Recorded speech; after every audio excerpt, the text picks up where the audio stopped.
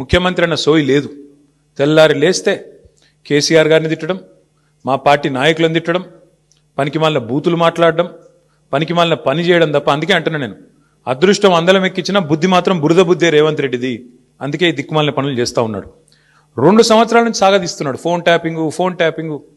నేను ఇవాళ అడుగుతా ఉన్నా రేవంత్ రెడ్డిని, ఎందుకు ఒక్క అధికారి కానీ ఒక్క మంత్రి కానీ లేదా స్వయంగా హోంమంత్రే ముఖ్యమంత్రిగా ఉన్న ఈ రాష్ట్రంలో ఒక్క అఫీషియల్ ప్రెస్ మీట్ ఎందుకు ఉండదండి ఫోన్ ట్యాపింగ్ మీద? ఒక్కరు బయటకు వచ్చి ఎందుకు మాట్లాడరు? ఎన్ని రోజులు లీక్ల మీద బతుకుతావు?